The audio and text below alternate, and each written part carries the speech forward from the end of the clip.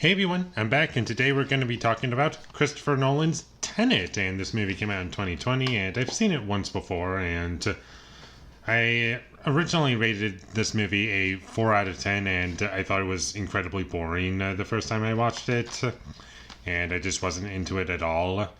And the reason why I decided to give it a second chance was for a couple reasons.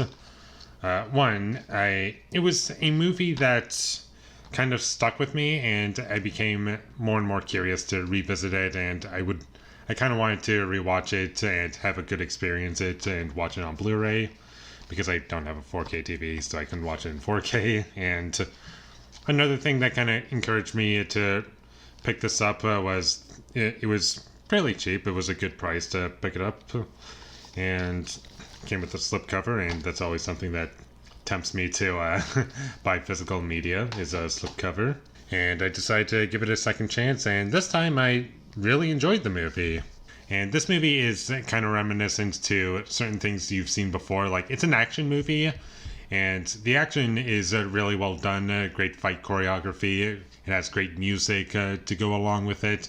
It's very well used and appropriately fitting to the scenes that they're in. Like, there's one sequence where it's like used so well and it reflects like the emotions that you're supposed to be feeling, and I thought it worked really, really well. And the performances in this movie are great, and Robert Pattinson, he's great in this movie. Kenneth Branagh, I think is how you pronounce it. He was really good in the movie. Same with I'm gonna butcher her last name, Elizabeth Debicki. I have absolutely no idea how to pronounce that. I'm sorry if I butchered that name, but she was really good. And John David Washington, he was good in the movie. And while I do like the performances in the movie, the characters in the movie aren't super deep. There's not a whole lot going on with them, and very much like Dunkirk, it's more about like the spectacle and more about what you can do with this concept. And it's like a time travel movie or time manipulation movie, whatever you want to call it. I go with time manipulation movie because it's a time travel movie with a bit of a spin on it. And personally, that's just how I view it, and I think it's a bit more accurate to what it is.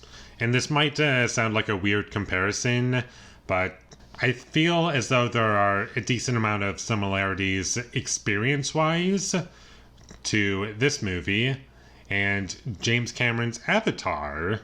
And what I mean by that is they're movies with different goals in mind, and it's not really a story about characters or being the most original thing in the world. It's more about like the action and the visual effects, in Avatar at least, the visual effects and like what you can do with this world, and be like really entertaining and fun. And it's about the experience more than the story and the characters. And it's just a movie that has different goals in mind, and the things that it sets out to do, it tries to do it as well as it can. And that's how I feel about Tenet. The stuff that it sets out to do, it does really, really well. It's a very nice little movie to look at. It looks great, and the only thing that bothered me visually with this movie is the aspect ratio. It kept changing every once in a while.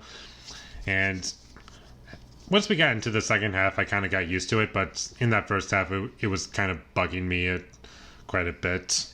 And also, like a decent amount of Christopher Nolan movies, the sound mixing is kind of off. Sometimes the music is a bit too loud, and you can't really hear anything else outside of the music. And one other issue is that I think this movie is a bit too long for what it is. I found it entertaining throughout most of it.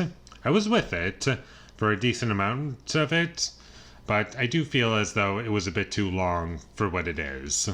And I don't know how this movie is going to fit with a lot of people if you were to rewatch this movie. And it's not a movie that is asking you to think about it constantly. It's more about trying to explore this cool concept that it is going after.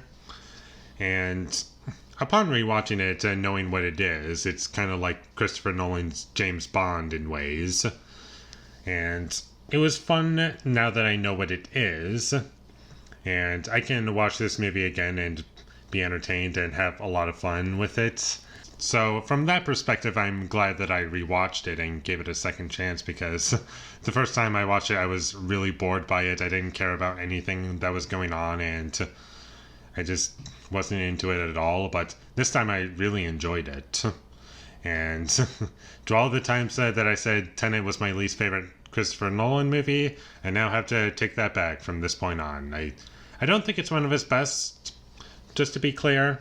I do think it's good. I like it better than Interstellar and The Prestige, but the rest of them I like better. And I haven't seen Following yet, as I've mentioned a few times already. So, it's better than Prestige and Interstellar, but the rest of his filmography I prefer from what I've seen, which is 95%. But overall, this was a pretty good movie. I would definitely watch this movie again. I would recommend it to you. I thought it was good. I would watch it again. I would recommend it to you.